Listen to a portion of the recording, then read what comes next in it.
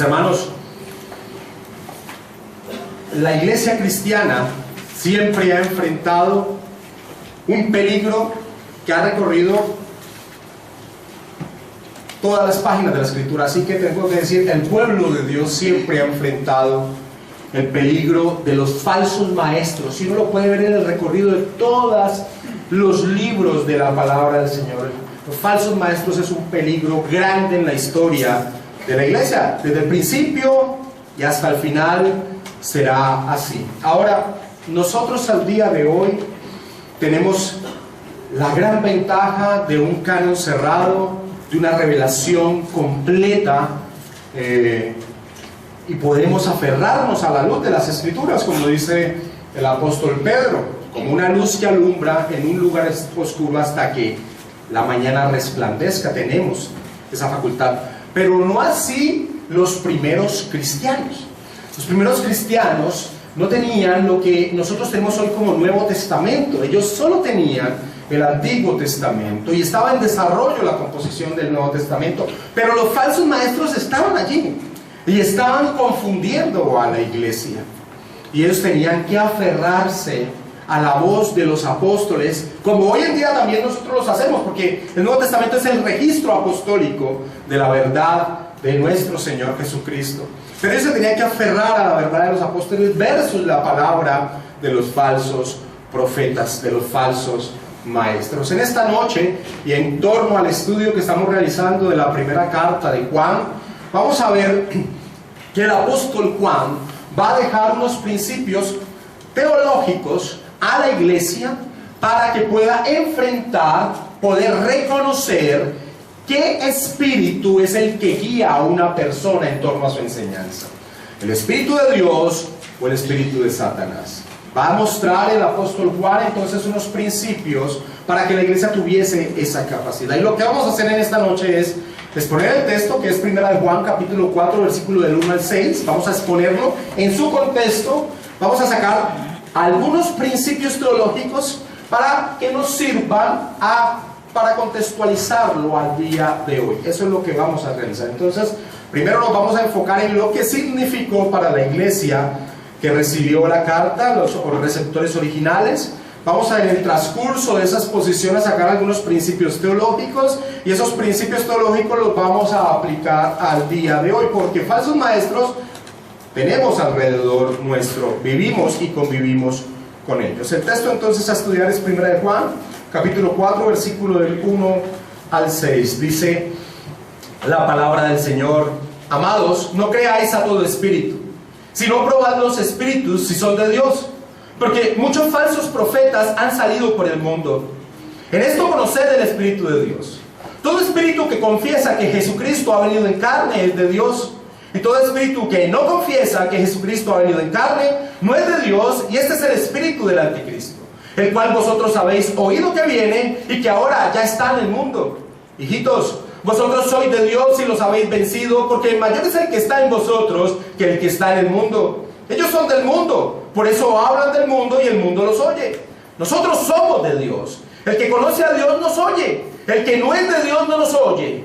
En esto conocemos el espíritu de verdad y el espíritu del error. Y vamos a exponer entonces estos 6 versículos en torno al contexto de los receptores originales de la carta. Lo primero que tenemos que ver, y los que hemos venido desarrollando el estudio de la primera carta de Juan, los que ya llevamos, de la carta de Juan no llevo cuántas vamos, pero yo creo que va más de 20 exposiciones en torno a la primera carta de Juan. Claramente, cuando Juan utiliza la palabra amados, hijitos, hermanos, hay un porqué en torno a lo que está expresando Juan. En este caso, cuando él le llama amados, no creáis a todo espíritu, ese amados está refiriéndose y se está dedicando a algo que nosotros vimos la anterior predicación en torno a la primera carta de Juan, donde él se involucraba y llamaba hermanos, involucrándose a lo que estaba aconteciendo. Aquí en amados, él se coloca como un padre espiritual, como ese padre que guía. Y básicamente se coloca como un padre espiritual, ese padre que guía, porque en torno a lo que va a exponer, Claramente el apóstol Juan no está dentro de ese peligro, y no está dentro de ese peligro porque es alguien que ha recorrido el camino de la palabra del Señor, la unión que tuvo en el ministerio con el Señor Jesucristo, el Santo Espíritu de Dios dado en él, y él se desliga en ese sentido de no llamarse hermanos sino amados, como un padre que guía, que no está dentro de ese mismo peligro que pueden estar las personas de la iglesia. El apóstol Pablo, y sin perder primera de Juan, por favor, acompáñenme para realzar este principio del peligro de ser niños en torno a las verdades teológicas, cosa que Juan no lo era, y por eso los llama amados. Efesios capítulo 4, versículo del 11 al 14, el apóstol Pablo explica la razón por la cual Dios ha dado maestros, apóstoles a la iglesia. Y esa es la razón, y vamos a ver la razón, y la razón es un crecimiento doctrinal para no ser movidos por cualquier viento de doctrina, que precisamente era lo que estaba aconteciendo en la iglesia a la cual Juan les escribe. Dice Efesios capítulo 4, versículo del 11 al 14, y él mismo, el Señor Jesucristo, constituyó a unos apóstoles, a otros profetas, a otros evangelistas, a otros pastores y maestros, a fin de perfeccionar a los santos para la obra del ministerio, para la edificación del cuerpo de Cristo, hasta que todos lleguemos a la unidad de la fe y del conocimiento del Hijo de Dios, a un varón perfecto a la medida de la estatura de la plenitud de Cristo, para que ya no seamos niños fluctuantes, llevados por doquiera de todo viento de doctrina, por estratagema de hombres que para engañar emplean con astucia las artimañas del error. El propósito del crecimiento teológico, de conocer bien lo que la palabra del Señor nos enseña acerca de la verdad revelada, es precisamente evitar que cualquier falso maestro con intenciones amañadas venga a confundir a los creyentes, Y el apóstol Juan lo que va a entrar a hacer es precisamente eso, tomar ese papel que está describiendo el apóstol Pablo en Efesios capítulo 4, él como un apóstol, y les va a dar esos principios. Y entonces sigue y continúa diciendo en Juan capítulo 4, versículo 1, no creáis a todo espíritu, sino probad los espíritus si son de Dios. Sino probar los espíritus si son de Dios. La fe cristiana no es una fe antiintelectual. La fe cristiana no es una fe antiintelectual. Nosotros no nos quitamos el cerebro cuando entramos a una iglesia. Nosotros no nos quitamos el cerebro cuando vamos a estudiar las escrituras. Nosotros no nos quitamos el cerebro cuando entramos en un debate con una persona no creyente. La fe cristiana utiliza esos dones que el Señor nos ha dado, y con la operación del Santo Espíritu de Dios nos permite utilizar la sabiduría también para poder entender la doctrina y poder diferenciar al maestro falso de la doctrina de la enseñanza correcta. El apóstol Juan ya le ha dicho a los receptores de la carta a la iglesia que ellos tienen el Santo Espíritu de Dios dentro de ellos. Porque uno de los puntos, y aquí es un recordatorio para aquellos que no han estado en este recorrido de la primera carta de Juan, uno de los puntos que sacaban los falsos maestros es que los falsos maestros, que eran un gnosticismo incipiente, que hemos llamado así a estos falsos maestros, es que ellos tenían un conocimiento supremo que ellos no tenían y que les había sido revelado, y Juan ya les ha ido exponiendo que eso no es así, que ellos tienen el Santo Espíritu de Dios. Lo que Juan llama en esta carta la unción es el Espíritu de Dios en la vida de todos los creyentes, y tiene mucho peso el por qué llame unción, porque acordémonos que la unción era la manera por la cual se designaba a una persona en el Antiguo Testamento, ungiéndolo con aceite como un simbolismo de que Dios lo estaba capacitando para una labor en específico. Y eso es básicamente lo que Dios ha hecho con el Santo Espíritu de Dios en la vida de los creyentes. Entonces Juan ya les ha dicho a ellos que ellos tienen la unción, que ellos tienen el Santo Espíritu de Dios, que ellos tienen la capacidad de no dejarse confundir. Básicamente eso es lo que les ha dicho el apóstol Juan. En primera de Juan, acompáñenme, hagamos un recorrido rápido en torno a esto que le ha dicho Juan a la iglesia. En primera de Juan capítulo 2, versículo 20 dice: pero vosotros tenéis la unción del Santo, ¿y qué? conocéis todas las cosas. Es una seguridad que le está dando el apóstol Juan a la iglesia que estaba siendo confundida por estos falsos maestros y sus enseñanzas. En el versículo 27 dice, de 1 de Juan capítulo 2, pero la unción que vosotros recibisteis de él permanece en vosotros, y no tenéis necesidad de que nadie os enseñe, así como la unción misma os enseña todas las cosas, si es verdadera y no es mentira, según ella os ha enseñado, permaneced en él. Y claramente la unción es el Espíritu Santo. Primera de Juan capítulo 3 versículo 24, el apóstol Juan dice, y el que guarda sus mandamientos permanece en Dios y Dios en él. Y en esto sabemos que él permanece en nosotros por el Espíritu que nos ha dado. Es lo mismo, esta expresión de 1 de Juan 3:24 es lo mismo que el apóstol Pablo dice en Romanos capítulo 8 versículo 16, cuando dice, y el Espíritu Santo da testimonio a nuestro espíritu que somos hijos de Dios, hijos de Dios. Y eso es lo que quería enfatizar Juan a los receptores de la carta, a la iglesia. Ellos tienen el Santo Espíritu de Dios, y esto era muy importante frente a esos falsos maestros que se levantaban diciendo, nosotros tenemos una revelación especial, nosotros tenemos una revelación especial. Ahora, hay un gran problema que ocurría en ese momento en la iglesia. Aparentemente Juan escribe a las iglesias cerca a Éfeso. Yo me inclino a que la escribía directamente a la misma iglesia de Éfeso. Hay un gran problema, y es que no solo los que pertenecían a la iglesia decían tener el Espíritu de Dios. No solo los que pertenecían a la iglesia decían tener el Espíritu de Dios. Había otros que eran estos falsos maestros que decían que ellos también tenían el Espíritu de Dios.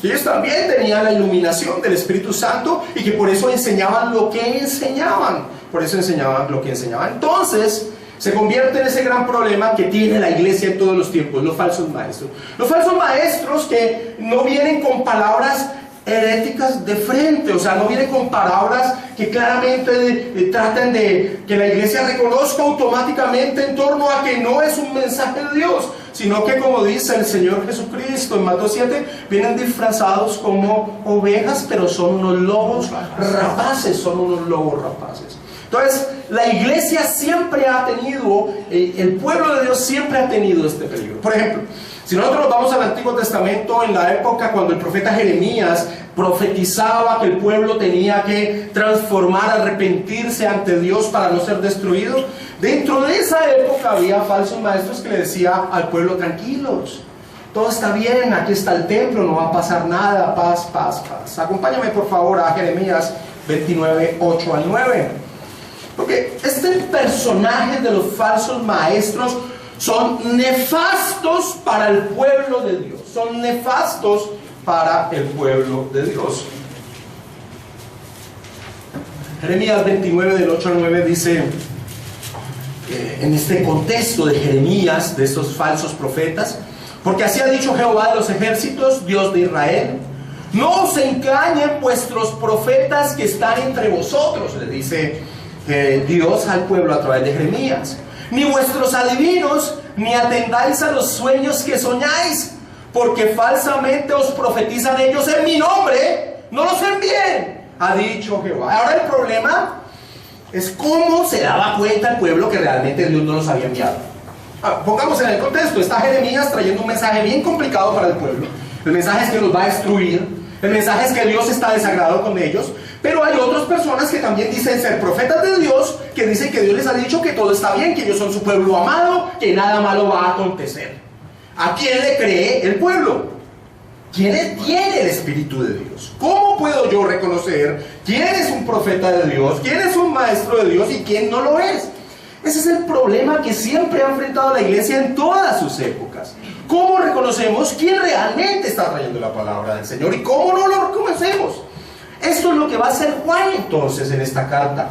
En estos 6 versículos que vamos a estudiar, eso es lo que va a hacer Juan, darle principios teológicos para que la iglesia tenga la capacidad de decir, ok, bajo estos principios yo puedo saber quién es una persona que está siendo dirigida por el Espíritu de Dios y quién es una persona que no está siendo dirigida por el Espíritu de Dios, sino por el Espíritu de Satanás. Ahora, mis hermanos, y aquí como una especie de paréntesis en este desarrollo que vamos a llevar. Todo lo que acontece en la historia de la humanidad tiene como causa primaria a quien, a Dios. Ahora, los falsos profetas no se han salido dentro del plan de Dios. Y este es un punto que también nosotros tenemos que analizar. A veces hablando con Anthony llegamos a esta posición. Y es que los falsos maestros tienen un propósito dentro de ese plan soberano de Dios, del cual no se les sale absolutamente nada de las manos. Tiene un propósito aún en medio de su pueblo. Entonces es un paréntesis sin desconocer que es un gran peligro para la iglesia. Pero el paréntesis es el siguiente. El paréntesis es que los falsos profetas se convierten en, digamos así, los coladores de los verdaderos creyentes. En los coladores de los verdaderos creyentes. Porque el falso profeta, como vamos a ver en el desarrollo esta noche, el falso maestro, casi siempre o siempre trae un mensaje que es agradable a los oídos, a las percepciones de aquel que no es un verdadero discípulo. El Señor Jesucristo ha enseñado que ¿cuál es la marca de un verdadero discípulo? La marca de un verdadero discípulo es si permanece en su palabra. El Señor les dice en Juan 8, versículo 30, a unos que habían creído en Él: si permanecéis en mi palabra, seréis verdaderamente mis discípulos y conoceréis la verdad, y la verdad os hará libre. Así que la permanencia en su palabra es la muestra de que se es un verdadero discípulo. Así que los falsos maestros cumplen un papel dentro de ese plan soberano de Dios. Acompáñame a 2 de Tesalonicenses en torno a este punto, capítulo 8, versículo 12.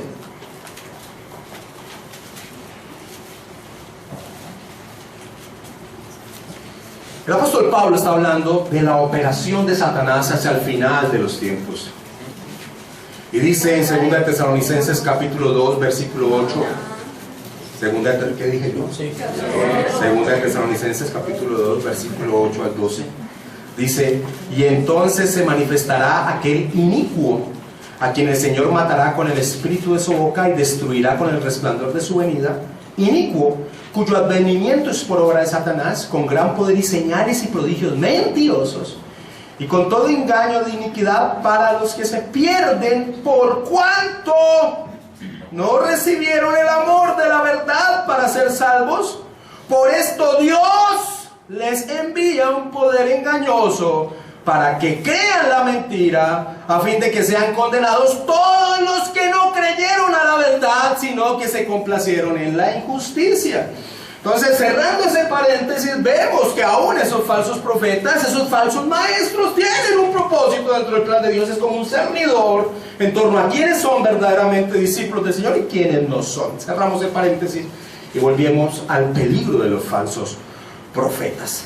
Ahora, el gran problema con los falsos maestros es que tienen jerga cristiana, tienen apariencia de piedad, tienen palabras revueltas de versículos, tienen mensajes de amor, y no sabemos entonces, y ese es el peligro del pueblo, no sabe entonces cómo podemos distinguir a un verdadero hombre de Dios a un falso hombre de Dios. El apóstol Pedro dice: pero hubo también falsos profetas entre el pueblo, como habrá entre vosotros falsos maestros que introducirán.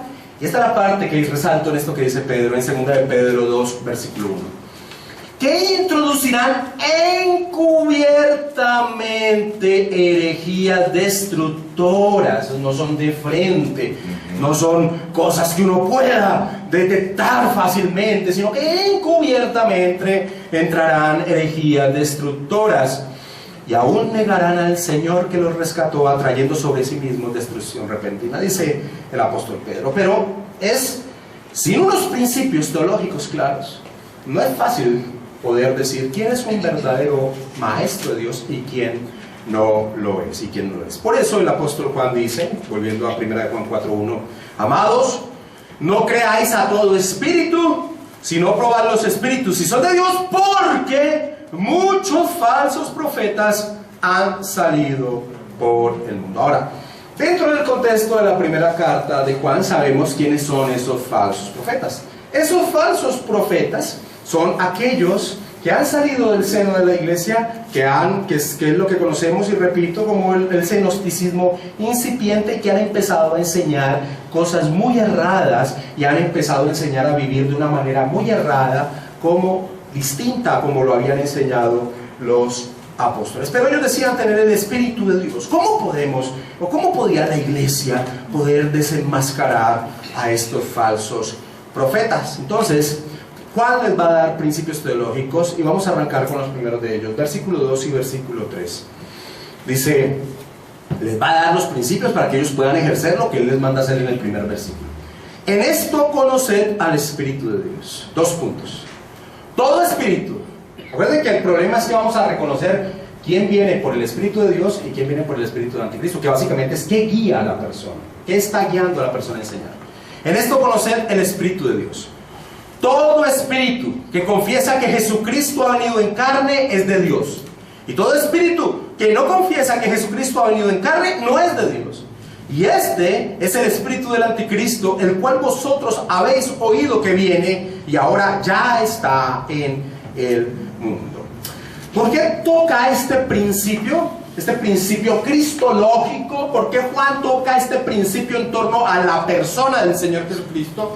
¿Por qué Juan toca este principio en torno a la doctrina acerca de quién es la persona del Señor Jesucristo, en torno a la enseñanza de los gnósticos?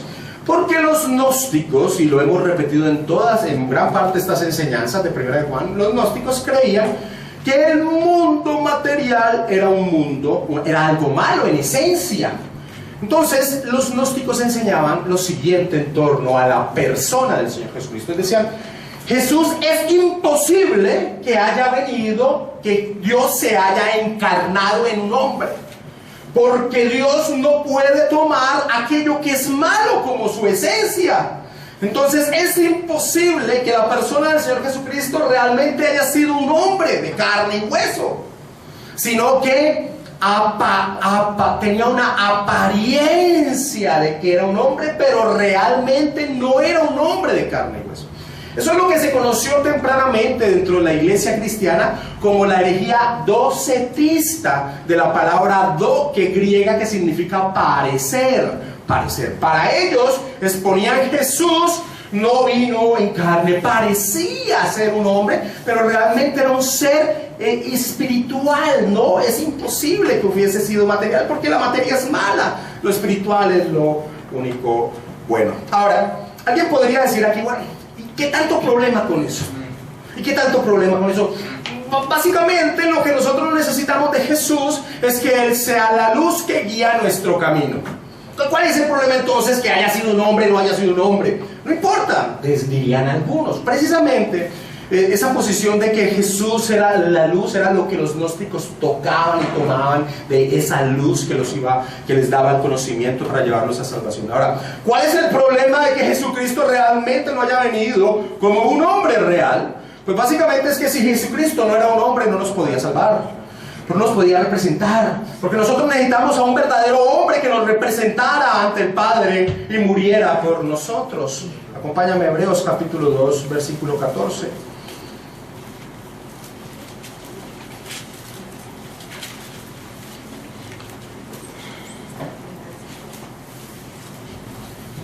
Hebreos 2.14, el autor de Hebreos dice, así que, por cuanto los hijos participaron de carne y sangre, Él también participó de lo mismo, para destruir por medio de la muerte al que tenía el imperio de la muerte, esto es, al diablo. Y el versículo 16 y 17. Porque ciertamente no socorrió a los ángeles, sino que socorrió a la descendencia de Abraham, por lo cual debía ser en todo semejante a sus hermanos, para venir a ser misericordioso y fiel sumo sacerdote en lo que a Dios se refiere, para expiar los pecados del pueblo. O sea que aquí estamos tocando una doctrina fundamental en torno a quién era Cristo y en torno a nuestra salvación. Si Jesucristo no era un verdadero hombre, no estamos salvados. Estamos condenados. Estamos condenados. Pero Jesucristo fue 100% un hombre y 100% Dios. Ahora, hubo un hermanito de esta herejía del docetismo que se llamó el adopcionismo, que más o menos tiene la misma raíz gnósticas. El adopcionismo decía, ok, sí, Jesús era un hombre, pero no era Dios. Y lo que pasa es que cuando Jesús en el bautismo, el Cristo, el Mesías, lo adopta, viene a él y lo posee. Y por eso a partir de allí, ese hombre, muy buena gente, llamado Jesús, vivió una vida haciendo milagros y señales, pero cuando fue a la cruz, en ese momento el Cristo, el Mesías, lo abandonó. Y eso también nos deja con un problema muy grave. Porque si aquel que murió en la cruz no era Dios, entonces no podía satisfacer la ira de Dios, porque solo un ser infinito podía calmar la ira del Dios infinito. Cosa que hizo el Señor Jesucristo, que lo demarcamos en dos aspectos. Cuando dice: Dios mío, ¿por qué me has abandonado? Hay una relación quebrantada. El Padre está derramando la ira sobre el Hijo. No hay una relación, no puede, por eso dice Dios mío y no dice Padre. Pero al final dice: Padre, en tus manos encomiendo el Espíritu, mostrando que ya esa relación había vuelto a restablecerse y muriendo como una relación restablecida, pero cosa imposible para un ser finito si no hubiese sido Dios.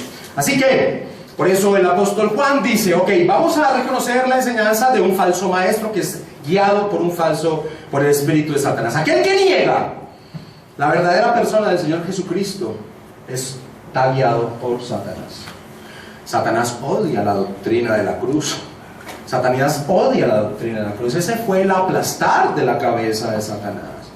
Cualquier cosa que desligue la obra de Cristo en la cruz va a ser beneficioso o va a ser agradable para Satanás. Y Satanás, como un falso ángel de luz, trata de guiar a la iglesia a desvincularla de la cruz. Por eso el apóstol Pablo enfatiza que nosotros predicamos a Cristo, a este crucificado. Ese es el mensaje de la iglesia cristiana. Ese es el poder de la iglesia cristiana. Amén. El poder de la iglesia cristiana es lo que sucedió en la cruz. Ahora, si se quita el poder de la cruz y lo que sucedió en la cruz, Satanás está feliz y trata de hacer eso en medio de la iglesia. Así que vamos a sacar un primer principio teológico acá, porque ese principio teológico nos va a servir de puente para nosotros tomarlo ahora más adelante en nuestro contexto. Y lo primero que vamos a decir es que el papel del Espíritu Santo es el de dar testimonio de la verdad sobre Cristo. Ojo con ese, el papel del Espíritu Santo, porque acuérdense que estamos averiguando qué espíritu guía al supuesto maestro. El papel del Espíritu Santo es aquel que da verdadero testimonio acerca de la verdad de Jesucristo, acerca de la persona de Jesucristo. Pero quiero sacar un segundo principio teológico acá. Y el segundo es añadido a este, o está unido a este. Los falsos maestros son guiados espiritualmente, pero por la influencia de Satanás, no por la influencia del Espíritu Santo. Es lógico, pero es duro. Los falsos maestros son guiados por la influencia de Satanás y no por la influencia del Espíritu Santo. ¿Y por qué digo que es duro? Porque los falsos maestros no saben que están siendo influenciados por la presencia de Satanás. Estos hombres no se creían malos en sí mismos y que vamos a engañar a la iglesia, ¿no? Ellos creían que estaban enseñando una verdad. Pues no quiero entrar todavía al día de hoy. Vamos a sacar un tercer principio teológico de acá. Este primer principio teológico lo saco porque me parece importante, aunque no está expuesto en el texto, pero se puede tomar. El verdadero maestro de Dios se reconoce por lo que enseña. El verdadero maestro de Dios se reconoce por lo que enseña y no por otra cosa. Y no por otra cosa sí tiene que ver con actividades extra de enseñanza como obras supuestamente maravillosas. Dejemos esos tres principios de este tercer versículo de Juan 4 y sigamos entonces con lo que le sigue diciendo Juan después de entender por qué le ha dicho esto y los principios teológicos que sacamos. ¿Cómo sigue Juan entonces dándole a la iglesia en torno a desenmascarar a esos falsos maestros? Dice: hijitos, vosotros sois de Dios y los habéis vencido, porque mayor es el que está en vosotros que el que está en el mundo. Ellos son del mundo, por eso hablan del mundo y el mundo los oye. Nosotros somos de Dios. El que conoce a Dios nos oye. El que no es de Dios no nos oye. En esto conocemos el espíritu de verdad y el espíritu de error. Ahora, básicamente el versículo 4 lo que está haciendo el apóstol Juan es tomar y decirle algo muy importante a la iglesia. Acuérdense que ¿cuál es el propósito de que Juan toca para escribir esta carta? Darle seguridad a la iglesia que ellos son verdaderos creyentes, porque hay unos que están diciendo ustedes no son verdaderos creyentes. Entonces él les dice: miren, ¿saben, hijitos? Ustedes son de Dios. ¿Y saben por qué podemos estar seguros que ustedes son de Dios? Porque ustedes se han mantenido en la verdad. Hijitos, vosotros son de Dios y los habéis vencido. ¿Cómo? ¿Cómo hemos vencido a los falsos maestros? ¿De qué manera, Juan, hemos vencido a los falsos maestros? Pues la forma que nos damos cuenta que hemos vencido a los falsos maestros es que se mantienen en la doctrina correcta. Vosotros sois de Dios y los habéis vencido y los habéis vencido. ¿Por qué? Ahora, ¿por qué los hemos vencido? ¿Es por capacidad propia? ¿Es que porque fuimos más inteligentes que los otros? ¿Más perceptivos? ¡No! Ustedes los han vencido precisamente porque el que habita en ustedes es más poderoso que cualquier espíritu que esté por fuera del mundo.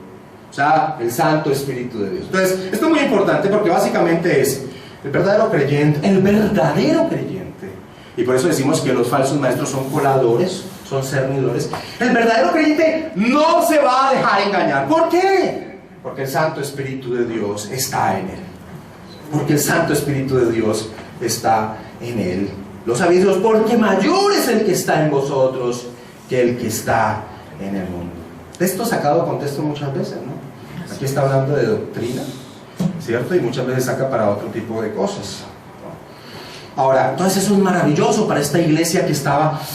Nosotros quiénes somos. Si ustedes han permanecido en la verdad, si ustedes no han ido como muchos, porque el gran problema de esta iglesia donde Juan escribe es que a estos falsos maestros, a estos maestros gnósticos se les conoce en muchas versiones teológicas como los secesionistas, porque estaban arrancando de la iglesia a muchos miembros, no verdaderos miembros,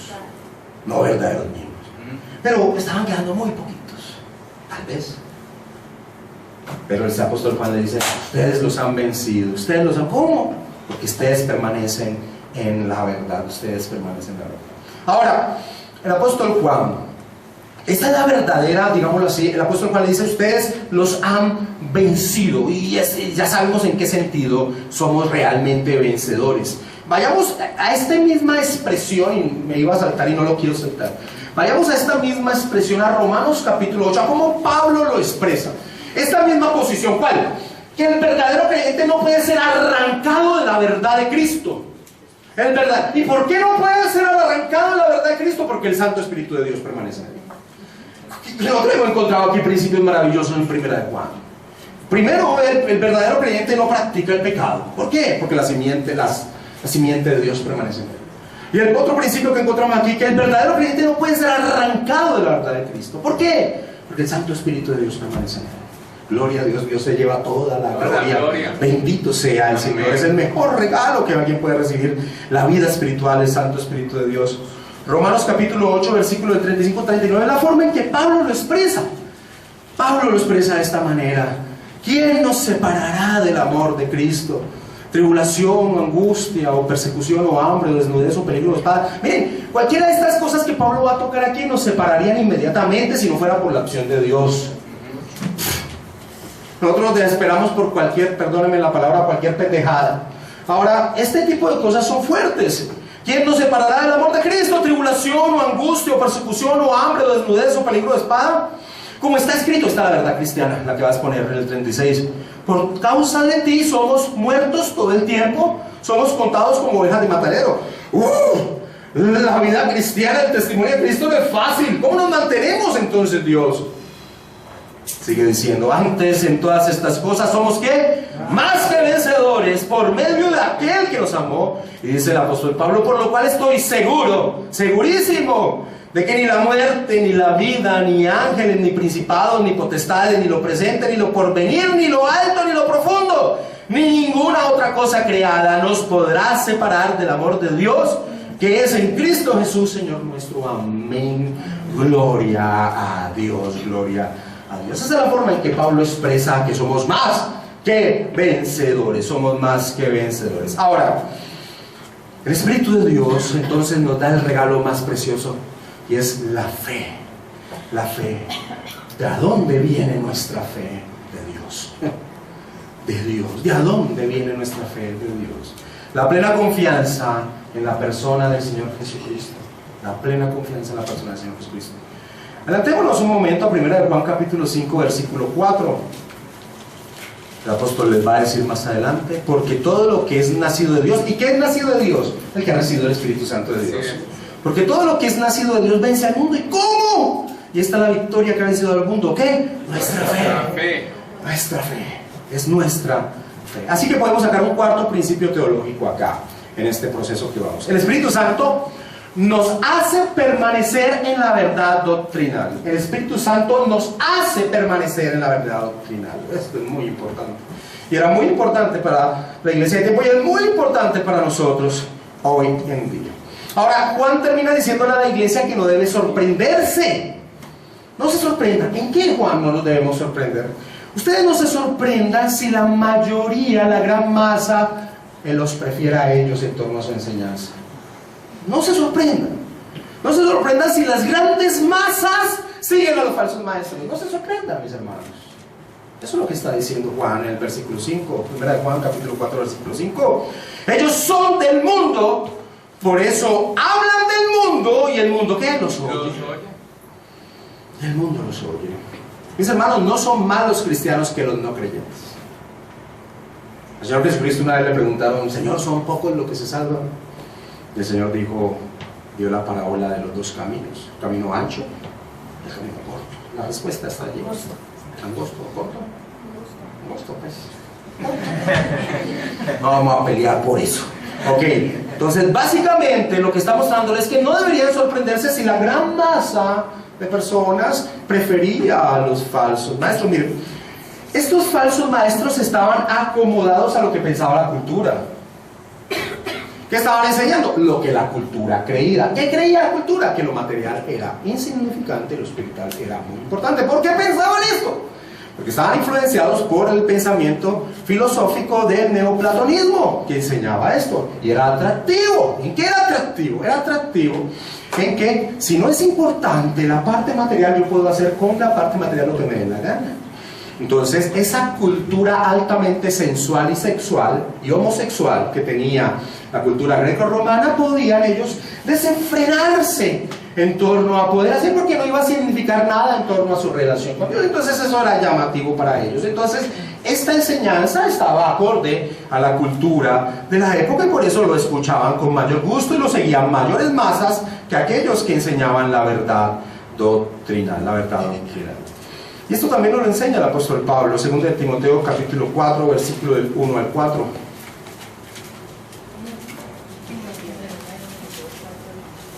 Primera de Timoteo capítulo 4, versículo 1 al 4. Segunda, estoy mal, perdónenme. Segunda.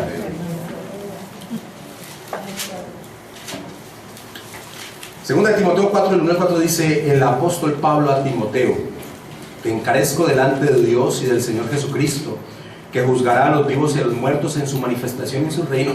Le coloca dos testigos muy fuertes a Timoteo. Te estoy diciendo delante de Dios y del Hijo.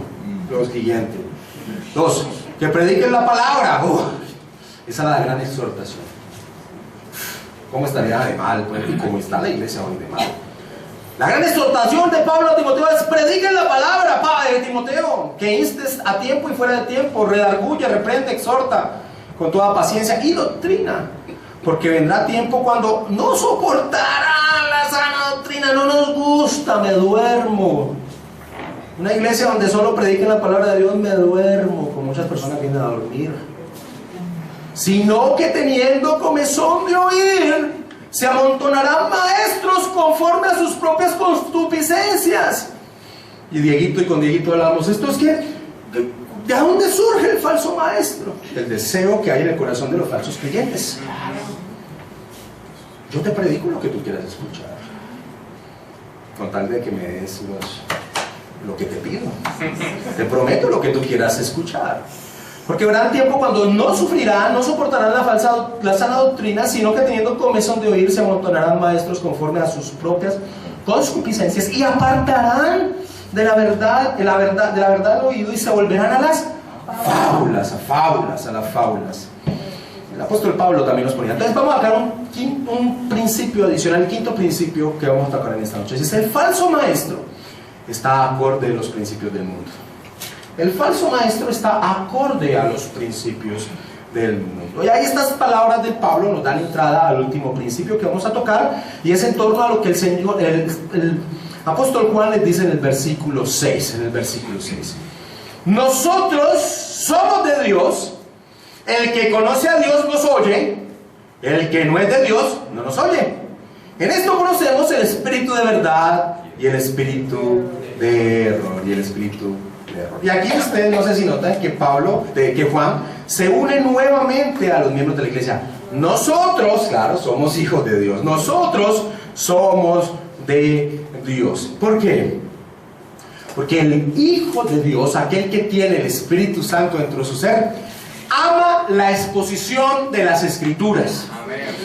El que tiene el Santo Espíritu de Dios ama la exposición de las Escrituras. ¿Por qué, pastor? Porque el Espíritu de Dios ama su obra.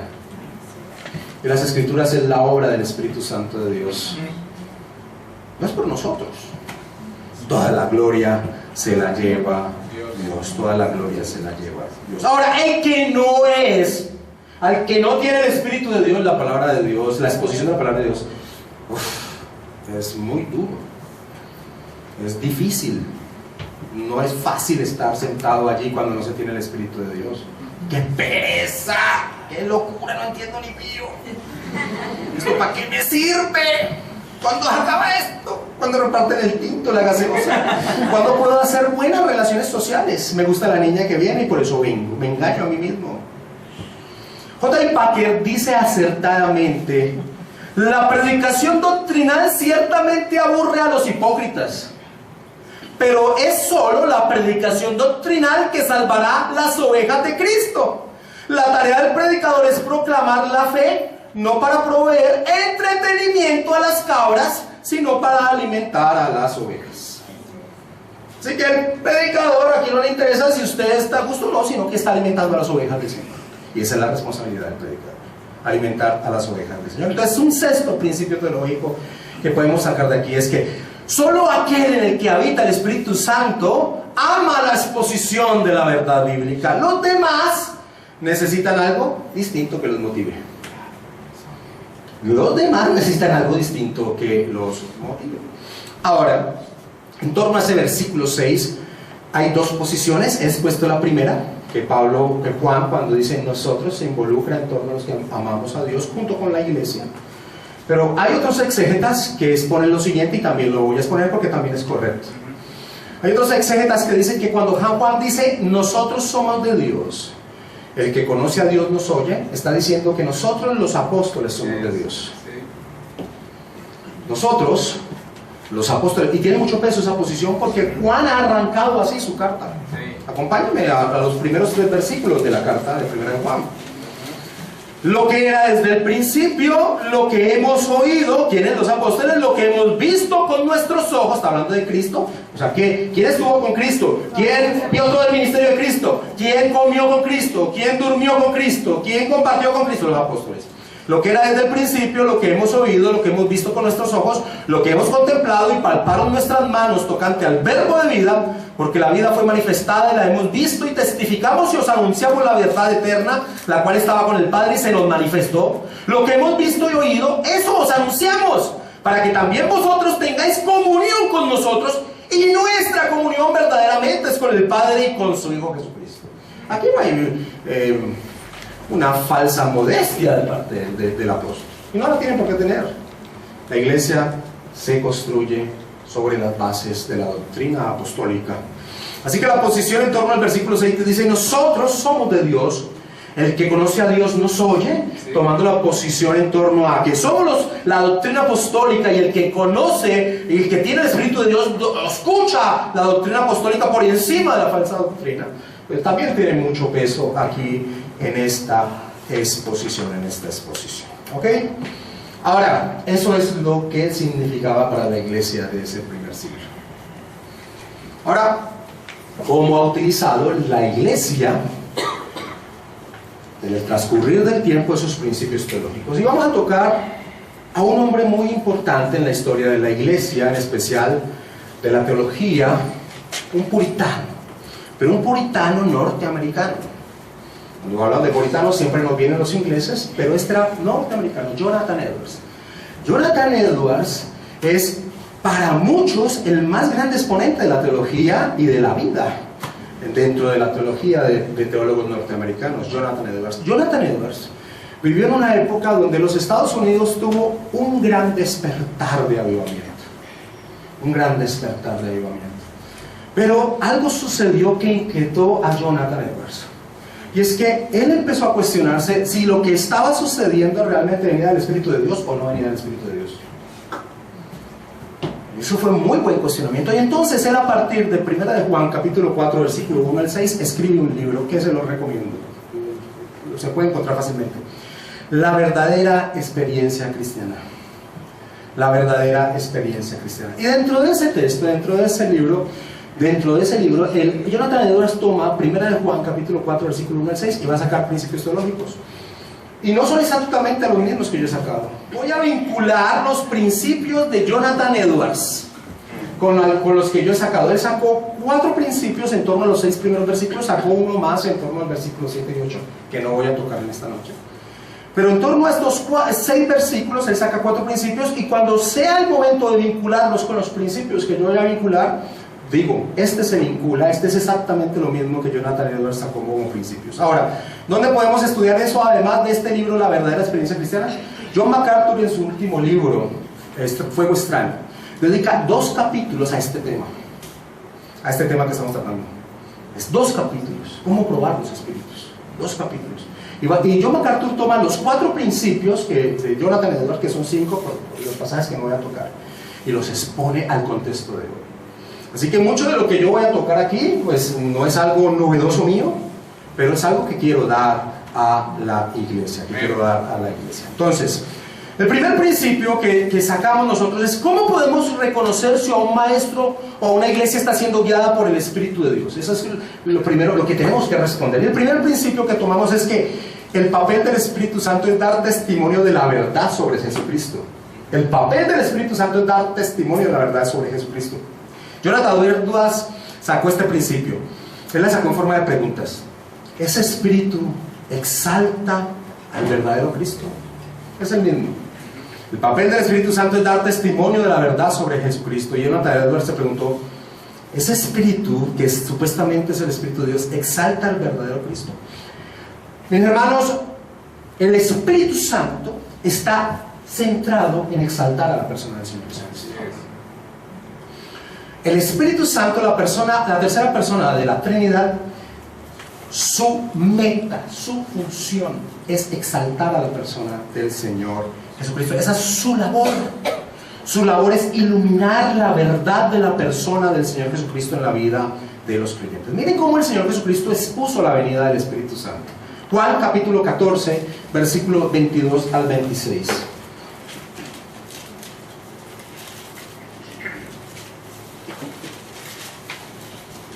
Juan capítulo 14, versículo 22 al 26. Le dijo Judas, no el Iscariote, Señor, ¿cómo es que te manifestarás a nosotros y no al mundo? Buena pregunta. Respondió Jesús y le dijo, el que me ama, mi palabra guardará, y mi Padre le amará, y vendremos a él y haremos morada con él. El que no me ama no guardará mis palabras, y la palabra que habéis oído no es mía, sino la del Padre que me envió. Os he dicho estas cosas estando con vosotros. ¿Y cómo las recordaremos cuando tú no estés, Señor? Mas el Consolador, eso es lo que le responde a los discípulos, el Espíritu Santo, a quien el Padre enviará en mi nombre, Él os enseñará todas las cosas y os recordará todo lo que yo os he dicho. Todo lo que yo os he dicho. En la economía de la Trinidad, que es la manera en que Dios se relaciona con la creación, en esa economía de la Trinidad, el Hijo, su objetivo es que dar gloria a Dios, el Padre. Eso lo hemos visto en el desarrollo del Evangelio de Juan. El objetivo del Señor Jesucristo es glorificar al Padre. Él, cuando termina su ministerio en esa oración sacerdotal que ya vamos a entrar a estudiar cuando expongamos el Evangelio de Juan, Él dice en Juan 17:4, yo te he, orando al Padre, yo te he glorificado en la tierra, he acabado la obra que me diste que hiciste. Dentro de esa economía de la Trinidad, el Espíritu Santo tiene el objetivo de dar gloria al Hijo. Al dar gloria al Hijo, dar gloria al Padre. Versículo 13 y 14 de Juan 16. Juan capítulo 16, versículos 13 y 14. Les repito. La función del Espíritu Santo, la tercera persona de la Trinidad, dentro de esa economía de la Trinidad, es dar gloria al Hijo. Esa es su función. Y al dar gloria al Hijo, da gloria al Padre. Juan 16, 13, 14.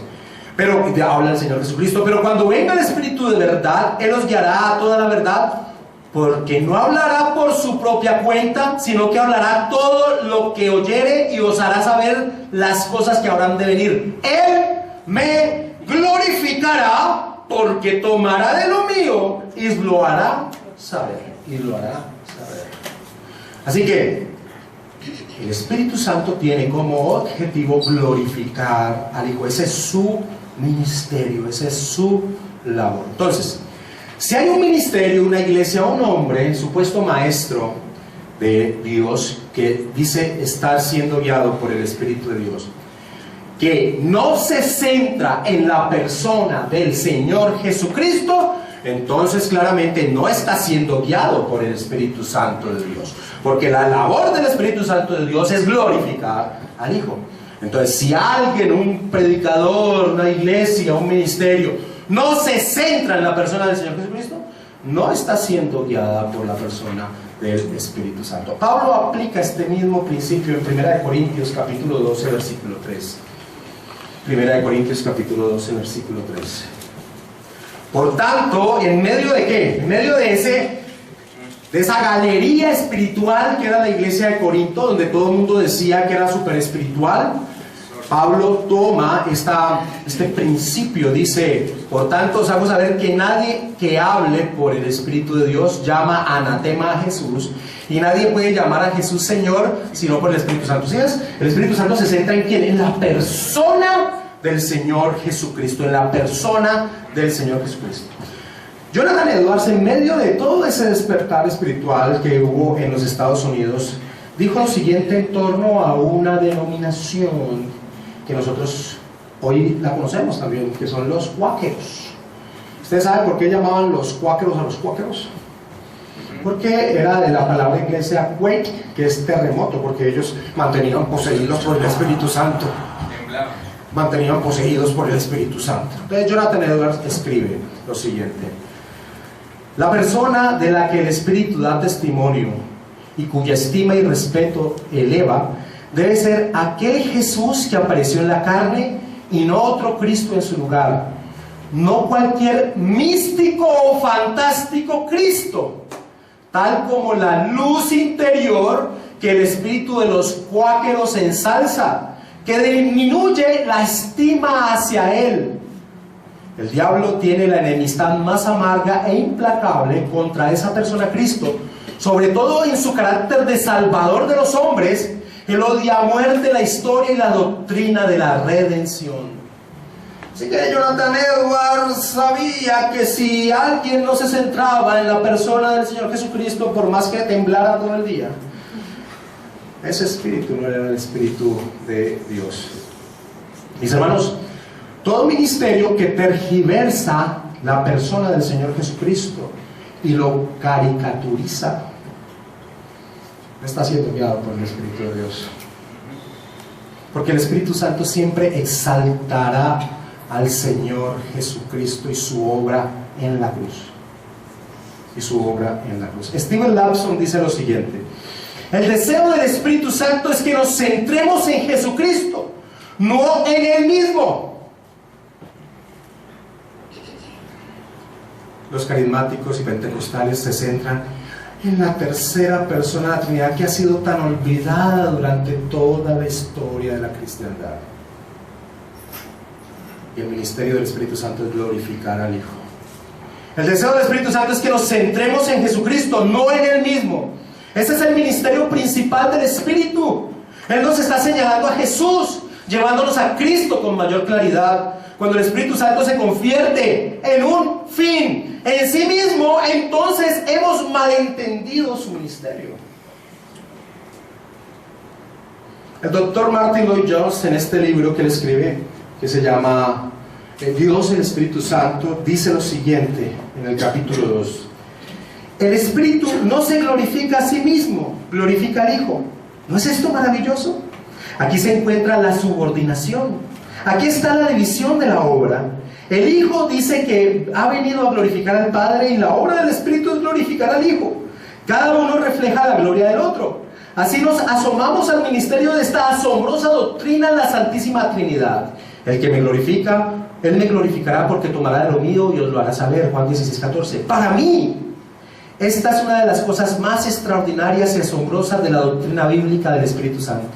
El Espíritu Santo parece esconderse y ocultarse a sí mismo. Siempre está como si dijéramos guiando toda la atención hacia el Hijo. Y ese es el motivo porque creo profundamente que la mejor prueba de todas para saber si hemos recibido el Espíritu Santo es preguntarnos a nosotros mismos qué es lo que pensamos, qué es lo que sabemos acerca del Hijo.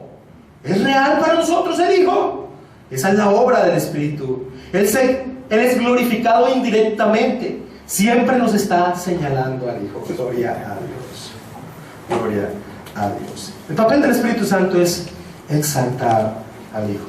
Así que podemos tomar este principio bíblico y claramente desenmascarar personas en ministerios que dicen estar llenas del Espíritu Santo, pero que no se centran en la persona del Señor Jesucristo. Porque lo que hacen es tergiversar el ministerio del Espíritu Santo. John MacArthur dice: cuando los dones espirituales, el poder milagroso o la promesa de salud y riqueza se ponen en primer lugar y son el centro, el foco se dirige lejos de Jesucristo. Este tipo de desvío no es obra del Espíritu Santo, jamás. Muéstrenme a una persona obsesionada con el Espíritu Santo y sus dones, reales o imaginarios, y yo le mostraré una persona no llena del Espíritu Santo. Cualquier ministerio que no presenta a la persona del Señor Jesucristo de manera bíblica lo está caricaturizando. Y quiero mostrarles a uno de los exponentes de la doctrina pentecostal y carismática, que escribe un libro que tal vez ustedes leyeron en el pasado, y es Los Generales de Dios. ¿Alguien lo leyó alguna vez? De Robert Liardon. Robert Liardon, uno de estos señores, habla así de la persona del Señor Jesucristo en una de sus visiones fantásticas que tienen ellos, ¿no? Mucha gente me ha preguntado: ¿cómo es Jesús? Y él responde: Él mide entre 1,75 y 1,80 de altura y tiene el pelo castaño arenoso. No lo trae muy largo y tampoco muy corto. Y en una experiencia que tuvo con Jesús dice: Jesús y yo visitamos un afluente del río de la vida. Este afluente era profundo hasta la rodilla y claro como el cristal. Nos quitamos los zapatos y entramos. ¿Y saben la primera cosa que Jesús me hizo? ¡Me mojó!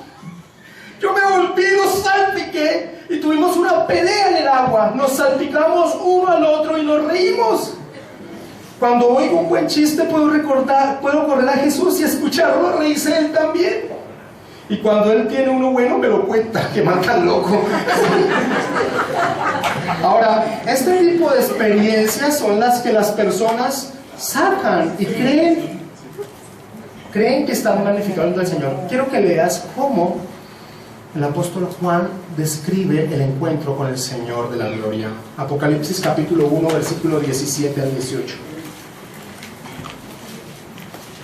Apocalipsis capítulo 1, versículo 17 al 18.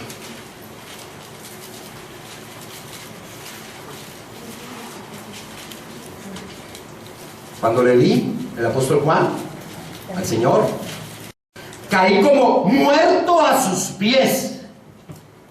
Y él puso su diestra sobre mí diciéndome: no temas, yo soy el primero y el último, y el que vivo y estuve muerto, mas he aquí que vivo por los siglos de los siglos, amén, y tengo las llaves de la muerte y del Hades. Todo ese tipo de expresiones caricaturizan a la persona del Señor Jesucristo, y todo lo que caricaturiza a la persona del Señor Jesucristo no está siendo guiado por el Espíritu de Dios. Olvídese, no está siendo guiado por el Espíritu de Dios. Y aquí podemos tomar entonces el segundo principio. Este es mío. ¿Los falsos maestros son guiados espiritualmente? Sí, pero por la influencia de Satanás, no la influencia del Espíritu Santo. Estos hombres de hoy en día, tal vez ellos no se reúnan en la oficina y digan: ¿cómo vamos a engañar a la gente hoy? Posiblemente no, a otros posiblemente sí. Pero ¿quién está guiando a estos hombres? No es el Espíritu Santo de Dios. No es el Espíritu Santo de Dios. Con total seguridad, no es el Espíritu Santo de Dios. Vamos al tercer principio teológico. Un verdadero maestro de Dios se reconoce por lo que enseña, no por las obras que pueda realizar. Ahora, este es mío y ya como sacado del contexto es realmente Primera de Juan 4, pero quise meterlo aquí, aunque realmente ahí muestra lo que es un maestro de Dios, es el que enseña la correcta doctrina. Y es importante porque, ¿cómo se reconoce un verdadero maestro? Por sus enseñanzas. Pero las personas hoy en día no giran en torno a la enseñanza, sino en torno a las maravillosas obras que suceden, que son mentiras. Son mentiras, pero la gente corre tras eso. El Señor Jesucristo ya nos dejó una advertencia. Mateo capítulo 24, versículo 24.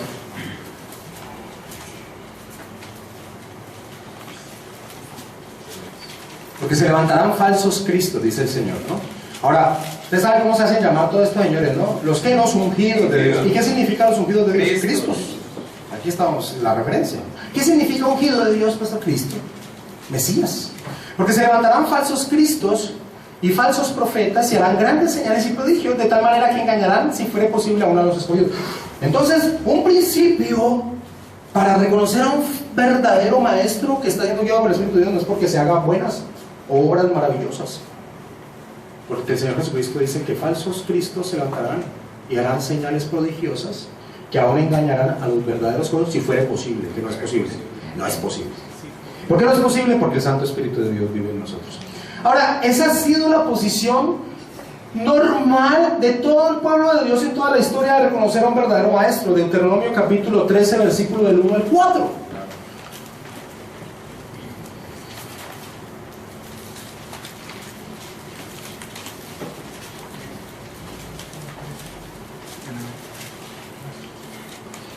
Dice: cuando se levantare en medio de ti profeta o soñador de sueños y te anunciare señal o prodigios, y si se cumpliere la señal o prodigio que él te anunció diciendo: vamos en pos de dioses ajenos que no conociste y sirvámonos, no darás oído a las palabras de tal profeta ni a tal soñador de sueños, porque Jehová vuestro Dios os está probando para saber si amáis a Jehová vuestro Dios con todo vuestro corazón y con toda vuestra alma. En pos de Jehová vuestro Dios andaréis, a él temeréis, guardaréis sus mandamientos y escucharéis su voz, a él serviréis y a él seguiréis. O sea, es que mira que ese hombre, con los señales que hace, entonces está mostrando que es un hombre de Dios. No, eso no es un principio allí.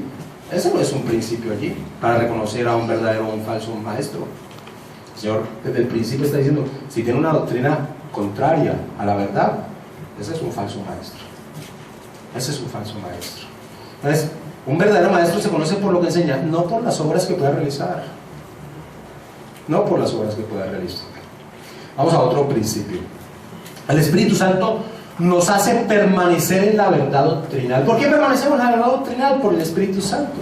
Esto es lo que Jonathan Edwards tomó como: ese Espíritu lleva a las personas a las Escrituras. Ese Espíritu que está guiando ese ministerio lleva a las personas a las Escrituras. Jonathan Edwards dijo: ese espíritu que opera de una manera tal que provoca en los hombres una más profunda consideración de las Sagradas Escrituras y los establece más en su verdad y deidad, es sin duda el Espíritu de Dios. El Espíritu Santo te va a llevar a que profundices, te arraigues en las Escrituras. Ese hombre ese ministerio que impulsa que te arraigas en las Escrituras, ese es un ministerio que viene del Espíritu Santo de Dios. El apóstol Juan había escrito en 1 Juan 4:4: hijitos, vosotros sois de Dios y los habéis vencidos, porque mayor es el que está en vosotros que el que está en el mundo. ¿Y cómo lo vencimos? Porque hemos estado soportados en la verdadera doctrina. La ignorancia de la Biblia es algo común en el pueblo cristiano. Ahora, cuando hablamos de ignorancia de la Biblia, todo el mundo dice: el católico romano. No. La ignorancia de la Biblia incluye al mundo evangélico. ¿Cómo podemos decir que una iglesia está siendo guiada por el Espíritu Santo si es ignorante de las Escrituras? Pues muchos cristianos se atreven a decir: menos Biblia y más guía del Espíritu de Dios. Ignorancia. Si la guía del Espíritu Santo está en relación a las Escrituras, ¿cómo así que menos guía y más guía del Espíritu Santo? Si yo no puedo desvincular la acción y obra del Espíritu Santo, que es iluminar las Escrituras en el creyente. Es la espada del Espíritu, dice el apóstol Pablo. Y la espada del Espíritu, que es la palabra de Dios, dice el apóstol Pablo. Hay cosas que uno en la vida se perdona. Y cuando uno está en Cristo, más en torno al pasado, ya no existe. Pero estando en Cristo, hay cosas que uno no se perdona. Yo hay algo que no me perdono. Y fue un día que, sentado en una iglesia, se levantó un hombre llamado Enrique Escobar. Enrique Escobar para esa iglesia era, uy, Dios mío, era el hombre. Era el, como diría yo, el ejemplo a seguir. ¿Por qué, pastor? Porque tenía tanta plata. Entonces ese hombre que eso lo respaldaba. Allí estaba sentado Raúl Grajales, gente de mucho dinero, y la iglesia, los pobres allá sentados, queriendo ser como estos otros que exponían todas estas falacias. Este hombre Enrique Escobar un día se levantó, y son de las cosas que yo jamás me perdonaré. Era un niño en Cristo también. Es hora de cerrar la Biblia y ser guiados por el Espíritu de Dios. Y todo el mundo, amén, hermano. Y allí, entre los que dijo amén, fui yo. Una de las cosas que yo no me puedo perdonar. 15 días después yo invité a un amigo, un bautista. No era un bautista reformado, pero era un bautista. Y lo invité, pues, mostrándole el gran nos pul ultra, pues, este hombre tremendo que era este hombre Enrique Escobar. Y él al final me dice, Pablo, pero nunca abrió la escritura. Y yo no me había dado cuenta. El jueves, de este jueves, hace 8 o 15 días que mi esposa llegaba al aeropuerto, llegaba tarde, en la noche yo iba a recogerla, puse la televisión como para no dormirme, antes de irla a recoger, y apareció Arles Vanegas, el de Comunidad Cristiana de Paz. Y yo me dije a mí mismo, voy a dar una oportunidad, no voy a tener prejuicios, y de verdad, delante del Señor, no voy a tener prejuicios, yo voy a dar una oportunidad. Quiero ver qué expone este hombre. Mis hermanos, todo lo que se dice es verdad. Este hombre llegó, cogió un versículo sacado de su contexto, uno, y la mitad, no volvió a hablar nunca de las Escrituras, y el temita fue, vamos a triunfar en la batalla, porque Dios te ha prometido que vas a triunfar en la batalla. Y ese tema fue 30 minutos, 20 minutos. Ese fue el tema, no es mentiras. Yo le dije al Señor, déjame en cero, no quiero tener prejuicios. ¿Cómo puede uno decir que el Santo Espíritu de Dios está en ese hombre si no guía a la iglesia a las Escrituras? No es así, no es así. Esa no es la acción del Espíritu Santo. El Espíritu de Dios nos lleva a aferrarnos a su palabra. El apóstol Pedro dice, tenemos también la palabra profética más segura, a la cual hacéis bien en estar atentos como una antorcha que alumbra en un lugar oscuro hasta que el día esclarezca y el lucero de la mañana salga en vuestros corazones, entendiendo primero esto, que ninguna profecía de Escritura es de interpretación privada, porque nunca la profecía fue traída por voluntad humana, sino que los santos hombres de Dios hablaron siendo inspirados por el Espíritu Santo. Esta es la palabra del Espíritu Santo, esta es su obra. ¿Cómo puede decir alguien que tiene el Espíritu Santo y el Espíritu Santo no lo va a guiar a su obra? Así que ese es un principio que nosotros tenemos que ver. Un falso maestro no te va a guiar a las Escrituras. No te va a guiar a las Escrituras. Otro principio que tocamos y que también lo toca Jonathan Edwards es: el falso maestro estará acorde a los principios del mundo. ¿Se acuerdan que Juan les dice, usted no se sorprenda si el mundo los sigue? Ellos son del mundo. Jonathan Edwards hace esta pregunta: ¿ese espíritu que dicen que se está moviendo se opone a lo mundano? Hoy en día, ¿cuál es la muestra o manifestación de la presencia de Dios en una vida? La plata y hablar enredado. La manifestación del Espíritu Santo en una vida es la santidad. Esa es la manifestación del Espíritu Santo en una vida. Porque las que son de la carne piensan en las cosas de la carne, pero los que son del Espíritu Santo en las cosas del Espíritu Santo. Y coloco santo porque está en mayúscula. Mas vosotros no vivís en la carne, sino según el Espíritu Santo. Si es que el Espíritu de Dios mora en vosotros, y si alguno no tiene el Espíritu de Cristo, no es de él. ¿Cuál es la muestra que alguien tiene el Santo Espíritu de Dios en su vida? Que está caminando en santidad. Porque el deseo de la carne es contra el Espíritu Santo, y el del Espíritu Santo es contra la carne, y estos se oponen entre sí para que no hagáis lo que quisieres. Jonathan Edwards dijo: Cuando el espíritu que está actuando opera en contra de los intereses del reino de Satanás, que trata de fomentar y establecer el pecado y apreciar los deseos mundanos de los hombres, esta acción contra el diablo es una señal segura de que se trata de un espíritu verdadero y no de uno falso. Tú has visto el testimonio de vida de muchos de estos hombres que dicen tener el Espíritu Santo en su ser. Es altamente inmoral.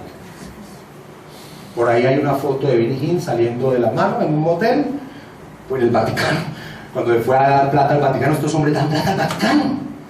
¡Qué desgracia! Por eso es que están ahorita de pipí cogidos. No nos debe sorprender, porque todo lo que vaya en contra de las Escrituras se une. Y hay una foto del señor Benny Hinn saliendo de la mano de una profetisa muy conocida en los Estados Unidos, de un motel. Esos son estos hombres. Estos son estos hombres. ¿Por qué? Porque no tienen el Santo Espíritu de Dios. Por eso ese es el testimonio también que uno puede ver. Ahora, ¿por qué grandes masas siguen a estos hombres? ¿Por qué? Mucha gente cree que las grandes masas son señal de apoyo de Dios. No, el principio que está colocado es: no se sorprendan si el mundo los sigue. No se sorprendan. ¿Y por qué los siguen? Porque están acorde al deseo del mundo. ¿Cuál es el objetivo de estos maestros? El objetivo de estos maestros es que tú seas rico, que tú triunfes sobre tus dificultades, que haya prosperidad en tu vida. Eso lo quiere todo el mundano. Eso lo quieren todos los mundanos. Desde los televangelistas hasta los sanadores por fe, pasando por los predicadores de la prosperidad, los falsos maestros de hoy presentan descaradamente los deseos de este mundo como si fueran el verdadero fin de toda religión. Dice John MacArthur. Desde los televangelistas hasta los sanadores por fe, pasando por los predicadores de la prosperidad, los falsos maestros de hoy presentan descaradamente los deseos de este mundo como si fueran el verdadero fin de toda religión. El apóstol Juan les había dicho: ellos son del mundo, por eso hablan del mundo y el mundo los oye. Jamás será por masas saber si una verdadera iglesia está siendo guiada por el Espíritu de Dios. Al revés. El apóstol Pedro dice: pues hablando palabras infladas y vanas, hablando de los falsos maestros, en 2 de Pedro capítulo 2, seducen con concupiscencia de la carne y disoluciones a los que verdaderamente habían huido de los que vienen de error. Les prometen libertad y son ellos mismos esclavos de corrupción, porque el que es vencido por alguno es hecho esclavo del que lo venció. Ese es otro principio. Y vamos al último principio. Solo en aquel que habita el Espíritu Santo de Dios ama la exposición de la verdad bíblica. Los demás necesitan algo distinto que los motive. Jonathan Edwards se preguntaba: ¿ese espíritu que dicen que está moviendo todo eso exalta la verdad? ¿Exalta la verdad? Un ministerio que se centre en satisfacer el deseo de la persona que se siente allí no es un ministerio guiado por el Espíritu Santo de Dios. Rick Warren, en su libro Una iglesia con propósito, que tuve la desgracia de leer, ¿también lo tuviste la desgracia? Terrible, es perder el tiempo. Toma como principio para establecer una iglesia que te vayas de puerta en puerta preguntándole a la gente: ¿qué quieres que creer en la iglesia? Para que vayas a la iglesia. ¿Qué quieres que se haga en la iglesia? ¿Qué quieres? ¿Cómo te sientes mejor? ¿Cuál es el ambiente que quieres? ¿Música relajada? ¿Un tintillo? ¿Mesas? ¿Qué quieres que se te predique? Un ministerio de iglesia que se centra en cómo satisfacer a las personas no está siendo guiada por el Espíritu de Dios, jamás. Ese es un buen método de crecimiento, pero no de personas guiadas por el Espíritu Santo de Dios. Se va a llenar de una cantidad de mundanos y entonces va a tener que enseñar mundanalidad para que esas personas se mantengan dentro de la iglesia. Creo que Paul Washer tiene una frase, se me olvidó cómo era, pero él toca ese punto. Spurgeon decía: la iglesia es para alimentar a las ovejas, no para entretener a los cabritos. La iglesia es para alimentar a las ovejas, no para entretener a los cabritos. Así que lo único que una persona debe encontrar en una iglesia es la exposición de la palabra de Dios. Punto. Y la administración de los sacramentos y la disciplina eclesiástica, todo que esté acorde a la palabra de Dios. Pero no el interés de cómo hago para que estés contento, joven. Ay, ¿cómo hago para que los jóvenes vengan a la iglesia? Pongamos una reunión de jóvenes donde no se habla de nada, sino de un encuentro para donde salimos después. Donde hacemos una amistad de jóvenes cristianos que, jóvenes cristianos, hermano, tienen las mismas tentaciones de los no cristianos. Ay, no, es que yo saco, mi niña va a ir con este joven que es cristiano, y es que el joven no cristiano no tiene las mismas intenciones que el joven que no es cristiano.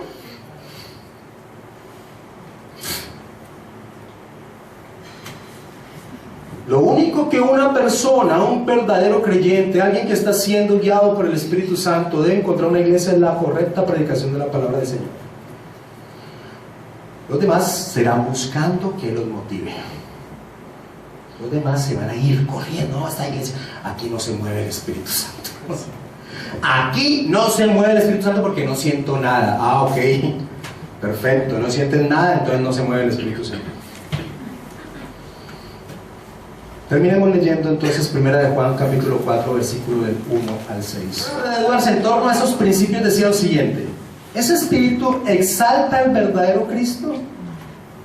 ¿Ese espíritu lleva a las personas a las Escrituras? ¿Ese espíritu se opone a lo mundano? ¿Ese espíritu exalta la verdad? 1 de Juan capítulo 4 versículo 1 al 6 y terminamos orando. Amados, no creáis a todo espíritu, sino probad los espíritus si son de Dios, porque muchos falsos profetas han salido por el mundo. En esto conoced el Espíritu de Dios. Todo espíritu que confiesa que Jesucristo ha venido en carne es de Dios, y todo espíritu que no confiesa que Jesucristo ha venido en carne no es de Dios. Y este es el espíritu del anticristo, el cual vosotros habéis oído que viene y que ahora ya está en el mundo. Hijitos, vosotros sois de Dios y los habéis vencido, porque mayor es el que está en vosotros que el que está en el mundo. Ellos son del mundo, por eso hablan del mundo y el mundo los oye. Nosotros somos de Dios, el que conoce a Dios nos oye, el que no es de Dios no nos oye. En esto conocemos el espíritu de verdad y el espíritu de error. Oremos, mis hermanos.